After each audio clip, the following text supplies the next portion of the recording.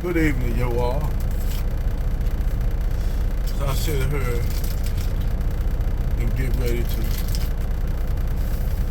light me this punch cigar, because I haven't had a chance to re-up because I haven't been near any of my favorite cigar spots that I normally go to and buy, a quality cigar. But the best kind of cigar I can get out here on the road,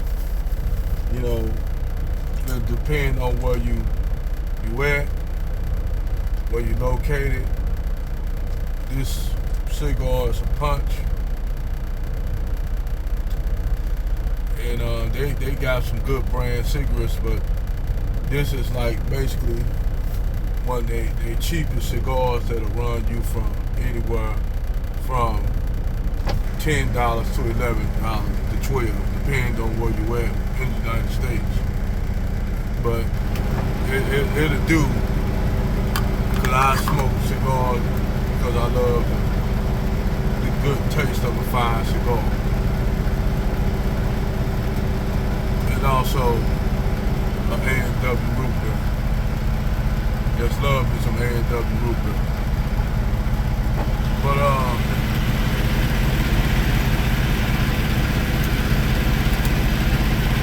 I've been out here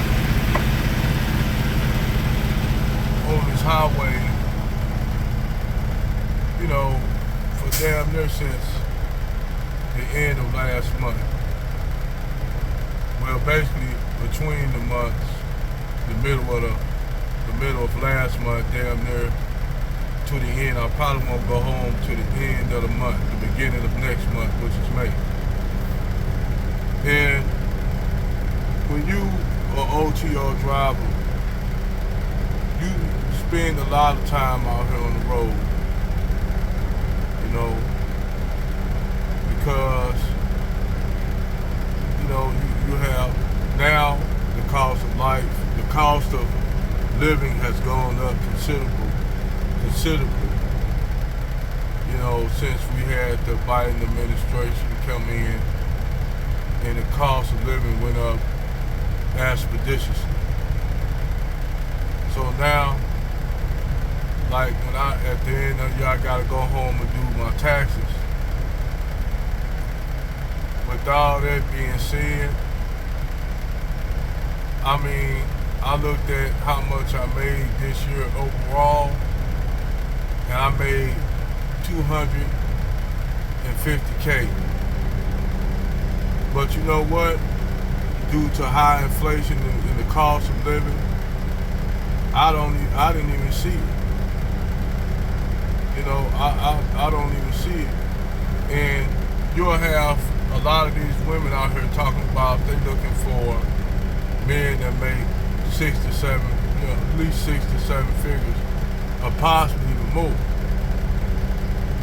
And if you make it, if you make it 6 to 7 figures, and I live in the Missouri, St. Louis area, so it's basically a 3.5 hour drive from Chicago, 3.5 drive from Memphis.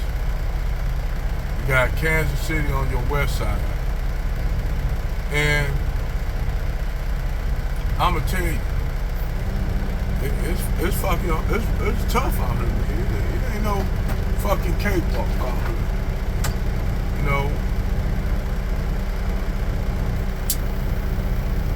It's not a cakewalk.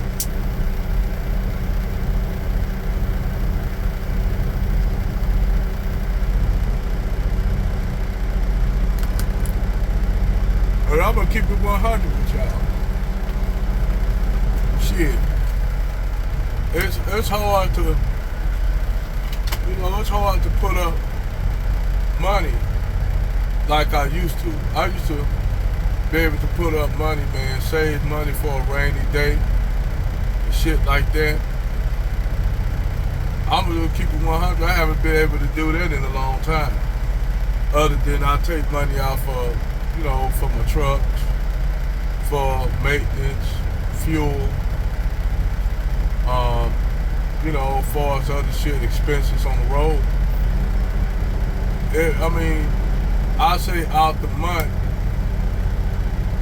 I'm able to put at least about $2,000 in. But yeah, I'm able to put like $2,000 up literally out the month. And I make around, like, I bring home a month down there, $8,000 a month. Down there, or what? Down there, I bring home down there $8,000 to $9,000 a month. And then, you know, you look at the cost of living. Food went up. Then I gotta, you know, when I'm not at home, I gotta pay a guy to cut my lawn. I gotta pay, you know, him. You know, regardless, and a lot of people say, well, when you get home, don't you cut your own grass? I'm like, shit, my grass already cut. You know, by the time I get home, my grass already cut because I got a guy that cut my lawn when I'm not there. Because I'm not there, and I'm not going to have my wife out there doing it. She don't got no business out there doing the grass, even though, you know, she got a little garden and shit, and she attend to a garden. She don't cut no grass out there. I'm not gonna have her do that. But that's not her job to do. You know?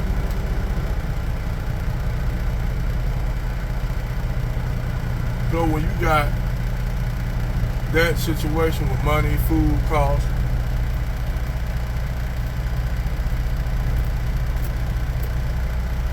and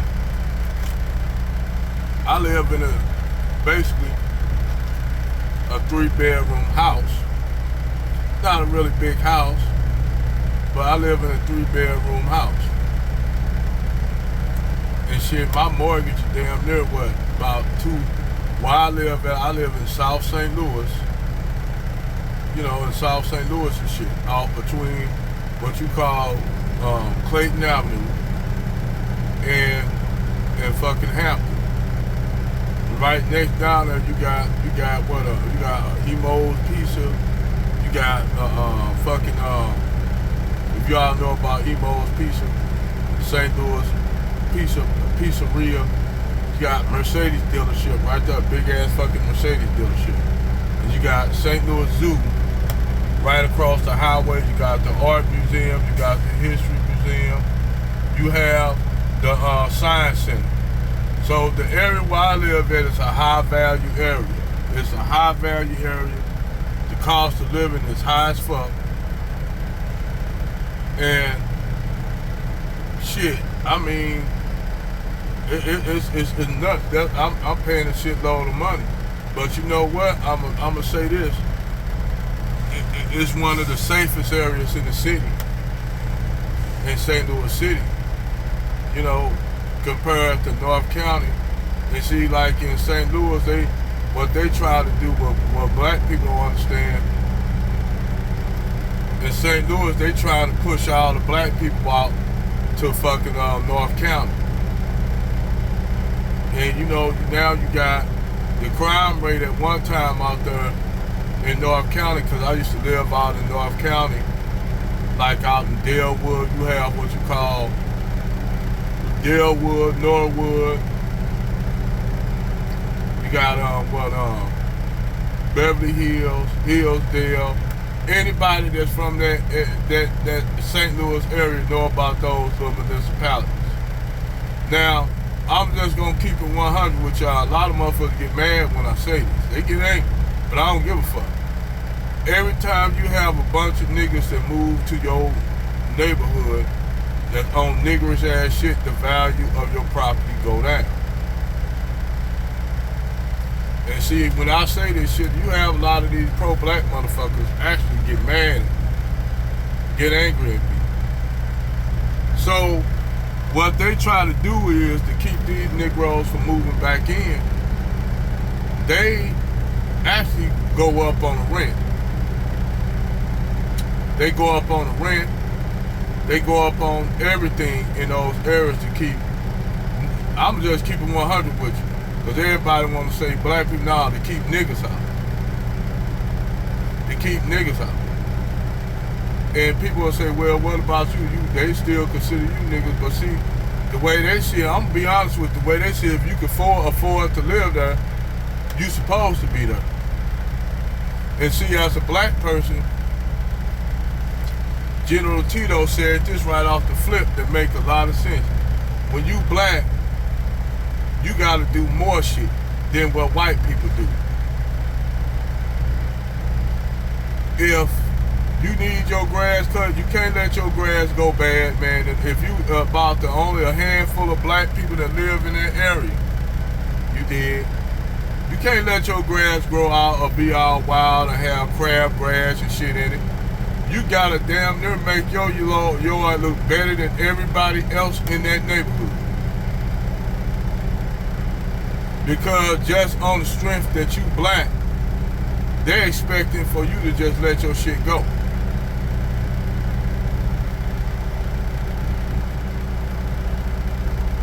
This real shit. They expect for your property to be looking like shit. So when you living around a whole bunch of white people, you gotta make your grass, everything look damn near immaculate. You gotta be able to do all the shit that they don't expect you to do. You gotta go overboard, over and beyond. Now you'll have some niggas who say, oh man, y'all, you cooning and shit doing out there. So I ask these niggas off the rip. Okay, I'm cooning it. So let me tell you this. You mean you want everybody in your community just trashing your neighborhood up, making your neighborhood look like shit because they living in poverty? Because they living in poverty. Well, they can't hear. I say excuses, a goddamn excuses. Always some motherfucking excuses. Well, you know, they gotta try to survive, you know, the situation they live in. They gotta try to do this and that to survive and shit.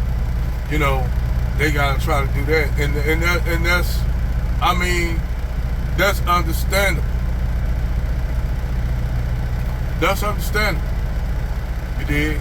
But nigga, just because you living in poverty, that don't mean your neighborhood is supposed to look like this in poverty. See, when I drive through Chicago, I always drive through this certain part of Chicago. I don't know if it's West Chicago. I think it's North Chicago. And I drive through the little Mexican neighborhood, this little enclave of the little Mexican neighborhood. The neighborhood, keep in mind, Chicago is split down the middle between Latinos and blacks. You got, when it's the population of black, you got a huge population of black people, huge population of Hispanic. Most of them are Puerto Rican and Mexican. So when you drive through the Latin neighborhoods, and they just as much got, some of them just as poor, not even poor, they live in poverty just like black people. But you know something, if you drive through their community look clean as fuck. Their neighborhoods look clean. They got stores and shit, their own businesses and shit when you drive through the Latin community. Soon you cross the line, you'll know right when you in the black community, because you start seeing trash everywhere, fucked up ass shit, dilapidated cars and shit, all kind of shit. It's fucking embarrassing. You know, when you drive through the Mexican neighborhood, then you get to the black neighborhood, like you crossing the border from, it's like you crossing over from Israel to the Gaza Strip. That's what it's like. And it's fucked up to say that, but I'm gonna say this, man. Black people shit, we gotta do better. You dig? We gotta do better. I know niggas all focus on the gender war shit. And I'm trying to get away from that shit. I'm trying to move away from that shit because there's just too much shit going on in that space. It's too much. I mean, it just gives you a fucking headache. You know, because you got now niggas attacking women that are supportive of them. Then you got You got all this shit with the pearly thing shit.